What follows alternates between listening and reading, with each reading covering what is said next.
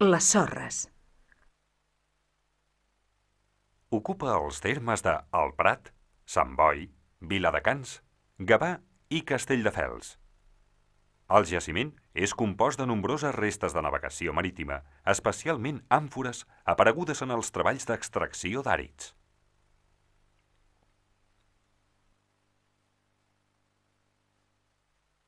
Castelldefels. Castell. Sota el castell, nucli originari de Castelldefels, es troben restes romanes. Hi destaca la presència d'una làpida romana, apareguda al segle XVIII, posteriorment perduda i finalment retrobada en els treballs de restauració de l'edifici. Sembla possible que l'edifici romà tingués dues plantes. Begues. Can Sadurní. Cova habitada, com a mínim, des del Neolític. En època romana va ser utilitzada probablement com a refugi de pastors, dels quals s'han trobat algunes restes. S'hi va trobar també un tresoret en dírhems, datable a mitjans del segle VIII. Gavà. Can Tintorer. Zona d'explotació minera des d'època neolítica. En època ibèrica i romana es van explotar els filons de ferro. Probablement, la producció es va exportar pel port de les Sorres. Gavà. El Calamot. Poblat ibèric que va restar habitat fins a època romana. Es coneixen restes d'habitació, ceràmica, fíbules i estris de pescar que es troben al Museu Municipal de Gavà. Gavà. Can Valls del Racó. Vila romana que destaca per la conservació en alçada de part d'una volta i diverses estructures arquitectòniques que demostrarien que es tractava d'un assentament important.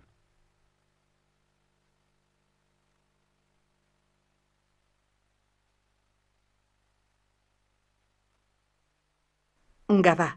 Sant Pere. Sota l'església i als seus voltants s'han excavat les restes d'una vila que es troba a la base de la parròquia medieval. S'han trobat abundants i interessants materials que han permès fer estudis de la fauna d'època romana. Gavà. La Roca. Assentament rural romà que va des del segle II abans de Crist fins al segle II després de Crist, amb restes de dipòsits i paviments d'Opus Signinum.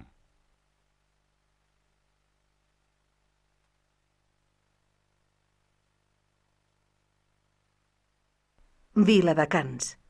Santa Maria de Sales. Es tracta d'una vila romana, bona part de les dependències agrícoles de la qual, destinades a l'elaboració del vi, s'han pogut excavar. Hi destaca especialment una premsa i diversos dipòsits annexos, com els envasos destinats a magatzem. També ha aparegut un forn de plom. El jaciment presenta una perduració en època medieval. Sant Boi de Llobregat. Barri antic. La vila vella de Sant Boi constitueix un important nucli romà, en el qual destaquen, encara que no són les úniques troballes fetes, les termes romanes. Aquestes termes formen el més important conjunt arquitectònic romà del Baix Llobregat. Les termes disposaven de banys freds i calents i estaven pavimentades amb mosaics i situades al costat del riu. La seva estructura correspon als cànons estètics en vigor per als edificis romans de l'època. L'edifici es troba sobre d'un forn d'àmfores i restes metal·lúrgiques. Sant Boi de Llobregat. Camí Vell del Llor. Es tracta d'un lloc on va aparèixer una ingent quantitat de ceràmica des d'època ibèrica fins a la romana i que mostra el pas d'una societat a l'altra mitjançant els estris que es feien servir. Sant Boi de Llobregat. La Muntanyeta. Aquest jaciment, situat cap al sud del nucli urbà, es troba força arrasat, però en el fons d'una sitja va aparèixer part d'una gerra de bronze amb decoració d'un cap de gorgona a la nansa. Cornellà de Llobregat. Ajuntament. En construir el nou edifici de l'Ajuntament cap a l'any 1920, es van trobar les restes d'un edifici romà i d'enterraments amb mosaics i una basílica paleocristiana amb 2 columnes i capitells preromànics que encara es conserven in situ. Cornellà de Llobregat, castell. Al proper castell de Cornellà, en fer obres de remodelació, han aparegut nombroses restes romanes que palesen un important poblament en aquesta època. L'Hospitalet de Llobregat, Santa Eulàlia de Provençana. Al costat de l'ermita de Santa Eulàlia de Provençana han aparegut diverses restes romanes, entre les quals destaca un relleu de marbre amb el cap de Medusa, que es pot datar cap al segle II de la nostra era. Barcelona, Castell de Port. A la zona del Castell de Port han aparegut nombroses sitges ibèriques i a la zona del cementiri es van trobar restes romanes, entre les quals destaca el que se n'ha dit l'exedra de Montjuïc, probablement restes de treball de pedrera, entre els quals destaca una làpida que té un text sobre les muralles de Bàrquino. Barcelona, Avinguda Nostra Senyora del Port. Al costat de l'edifici La Campana van aparèixer les restes d'un forn d'àmfores que es devia trobar ben a prop de la zona de costa per embarcar els seus productes per l'exportació. Sant Just Desvern, Can Modolell. Aquest jaciment es coneix des del segle passat i s'hi va descobrir un mosaic que va poder ser estudiat però que va ser destruït quan era traslladat al Museu de Barcelona. Sant Just Desvern, La Riba. És un camp de sitges d'època ibèrica i romana, al costat del qual es van trobar les restes d'una habitació romana on es va trobar la làpida funerària d'una nena romana.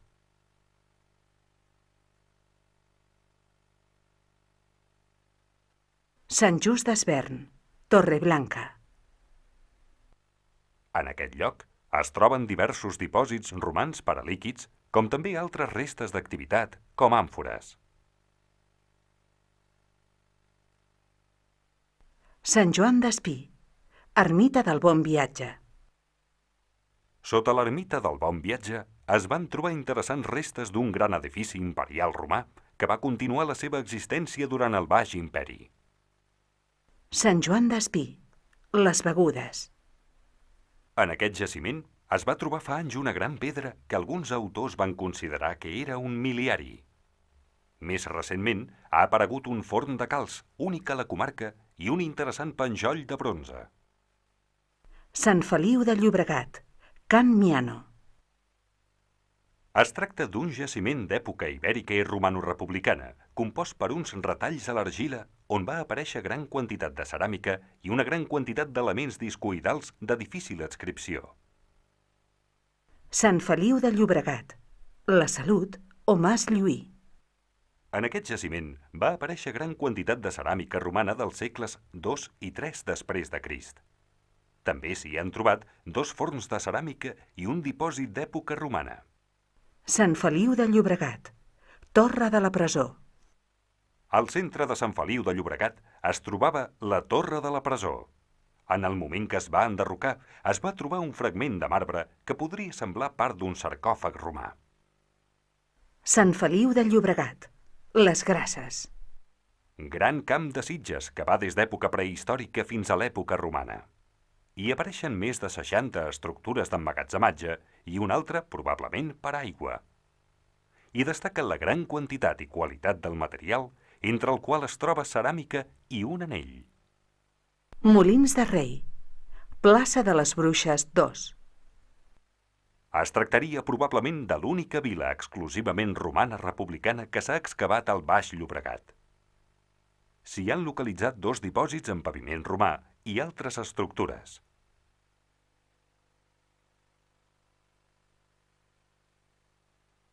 Molins de Rei, Cala Còrdia. Vila romana de la qual s'ha excavat una habitació pavimentada, on va aparèixer abundant material romà. Es troba relativament a prop d'un embarcador a la llera del riu Llobregat, igual que el jaciment de Can Reverter, que es troba a l'altra riba. Sant Vicenç dels Horts, barri antic. S'hi va trobar un paviment romà i nombroses restes de ceràmica romana, entre la qual hi havia gran quantitat d'àmfores amb marques típiques del Baix Llobregat, cosa que fa pensar que segurament es fabricaven en aquest lloc.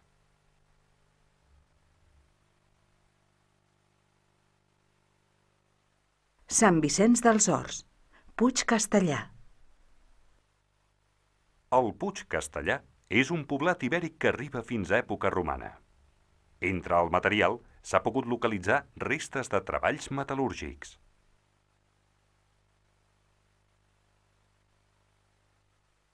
Pallejà, Cal Espluga.